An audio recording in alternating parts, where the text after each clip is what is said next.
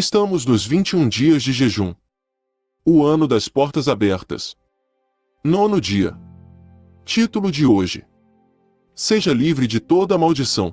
Vivemos em dias em que muitos líderes buscam seguir fórmulas, princípios e procedimentos para alcançar seus objetivos. No entanto, nos dias de Moisés, a liderança dele era fundamentada em algo muito mais profundo: a direção direta de Deus, representada pela nuvem. Moisés não dependia de sua própria capacidade de planejamento ou decisão, mas seguia a nuvem, a presença manifesta de Deus. Quando a nuvem se movia, ele se movia; quando a nuvem parava, ele parava. Essa sensibilidade ao Espírito é algo que precisamos resgatar em nossos dias. Muitos poderiam criticar Moisés por ter levado o povo por um caminho mais longo no deserto, ao invés de seguir uma rota mais direta para Canaã. Do ponto de vista humano, poderia parecer que ele estava desperdiçando tempo e recursos. Mas Moisés sabia que a segurança e a provisão vinham de seguir a orientação divina, e não de seguir sua própria lógica. E assim, mesmo quando o povo de Israel passou 9 meses ao pé do Monte Sinai, onde parecia que nada estava acontecendo, Moisés esperou pacientemente até que a nuvem se levantasse. A grande lição aqui é que, em vez de confiarmos excessivamente em nossas próprias habilidades e estratégias, devemos aprender a seguir o Espírito Santo com simplicidade e confiança. Hoje, vivemos sob uma nova aliança, com promessas superiores. O Espírito Santo, que no passado guiava o povo através da nuvem e do fogo, agora habita em nós, guiando-nos em todas as áreas da nossa vida. Alguns dizem que são guiados apenas pela palavra de Deus, mas é importante lembrar que a palavra deve ser interpretada pelo Espírito. A Bíblia é chamada de a espada do Espírito. Sem a direção do Espírito Santo, a leitura da palavra pode se tornar uma prática perigosa, levando a interpretações errôneas e rígidas. Por exemplo, a palavra nos instrui a amar nossos filhos e não provocá-los à ira, Efésios 6:4. Também dizem Provérbios que devemos corrigi-los com a vara. Esses são princípios claros, mas sem a direção do Espírito, não saberemos como e quando aplicá-los de maneira que produza vida e justiça. Portanto, precisamos desesperadamente da orientação do Espírito Santo em todas as coisas. O motivo pelo qual Cristo morreu na cruz foi para nos justificar, para que pudéssemos ser habitados pelo Espírito Santo.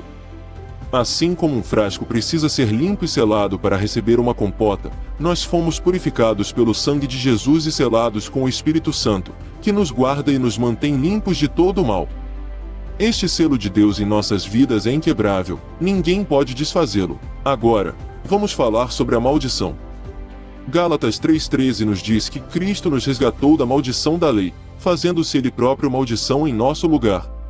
Através de sua morte na cruz, Jesus nos libertou das maldições que a lei impunha sobre aqueles que não a cumpriam.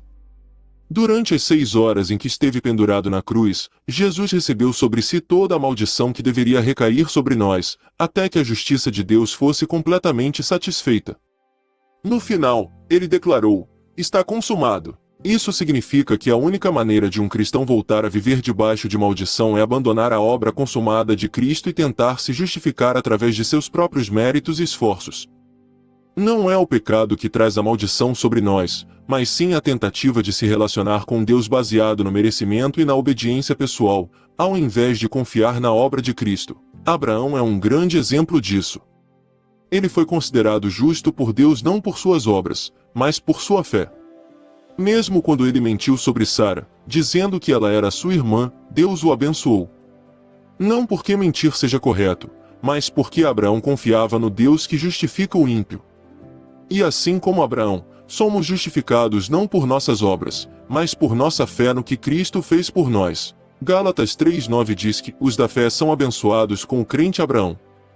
E o verso 10 adverte: todos quantos são das obras da lei estão debaixo de maldição. Portanto, não é o pecado que coloca uma pessoa debaixo de maldição, mas sim tentar viver pela lei, tentando ganhar a aceitação de Deus por meio da obediência aos mandamentos. A única maneira de ser abençoado hoje é confiar na obra consumada de Cristo. Se você, em vez disso, confiar em seus próprios esforços, você estará sujeito à maldição. Agora, vamos olhar para as bênçãos e maldições descritas em Deuteronômio 28. A primeira bênção que Deus deu a Abraão foi a justiça, sem que ele precisasse realizar obras para merecê-la. No entanto, Muitos crentes acreditam que um bom comportamento traz bênçãos. Mas o modo de Deus operar é o seguinte: a fé traz bênçãos, e essas bênçãos produzem um bom comportamento. Deuteronômio 28, 1 e 2 diz que se ouvirmos a voz do Senhor e guardarmos os seus mandamentos, seremos abençoados. Mas quem pode cumprir todos os mandamentos? Ninguém. E é por isso que Cristo fez isso por nós. Em Cristo, somos abençoados com toda sorte de bênçãos espirituais. A palavra de Deus diz que todas as promessas de Deus têm em Cristo sim e o amém para a glória de Deus. Além disso, lemos em Deuteronômio 28 que as bênçãos virão e nos alcançarão, tanto na cidade quanto no campo. Isso significa que não importa onde você esteja ou o que faça, você é abençoado. Seus filhos serão abençoados, sua casa será abençoada, tudo que você tocar será abençoado. Deus quer que você tenha celeiros cheios, simbolizando prosperidade, e que seja cabeça, e não cauda. Por outro lado, a maldição da lei inclui doenças, pobreza e derrotas. Mas Cristo nos resgatou de todas essas maldições. Ele se fez maldição em nosso lugar para que pudéssemos viver em plena liberdade e bênção. A única maneira de viver debaixo de maldição hoje é voltar a confiar em nossas próprias obras, em vez de confiar na graça de Deus. Para finalizar, lembre-se de que Cristo nos resgatou para que a bênção de Abraão chegasse até nós. Assim como Abraão, somos justificados pela fé e abençoados como ele foi. Não devemos viver mais debaixo de maldição, mas sim desfrutar da vida abundante que Cristo conquistou para nós. Que possamos viver cada dia com essa confiança, sabendo que não somos abençoados por nossos méritos, mas porque Jesus levou sobre si todas as nossas maldições e nos deu acesso a todas as bênçãos espirituais.